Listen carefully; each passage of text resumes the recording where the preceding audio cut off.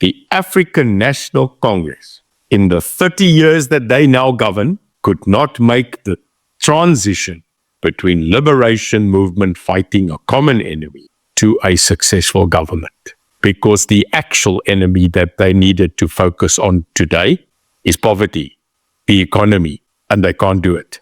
We had Mandela, and nothing actually happened in the Mandela era to advance the meat and potatoes. It was just, hello, thank you.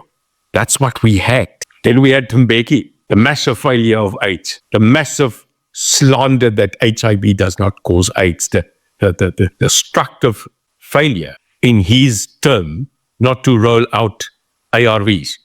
His distinctive attitude that he needed to run it. And I'll tell you, Mbeki was not a Democrat. He was a bureaucrat, that we know. Then we had this scandal where we saw Zuma coming up, but all these court cases, bringing South Africa onto the front line for the exact wrong reason, where Zuma decided to become president, but first had to free himself of justice. The strategic implementation of, and people forget, Kgalema Motlanthe. People forget that Kgalema Motlanthe was the third president of this republic, although he was only the president for a year. In other words, he was put there so that he could keep the seat warm for Jacob Zuma. Then Zuma takes over. So again, Mandela 1 term, Mbeki 1.5 term, Kgalema Motlanthe not even a term. And then Jacob Zuma by hook or crook beats everybody and gets the seat as president. And who does he make as deputy president? Our friend Zil ends up as VP. Jacob Zuma.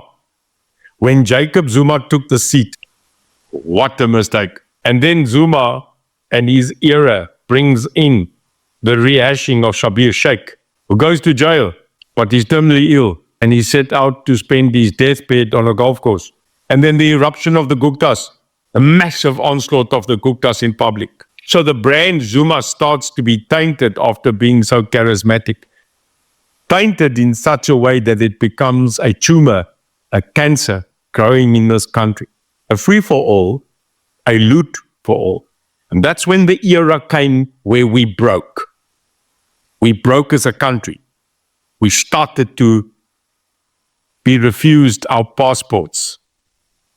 The one in 94 you could go to anywhere is now being refused one by one.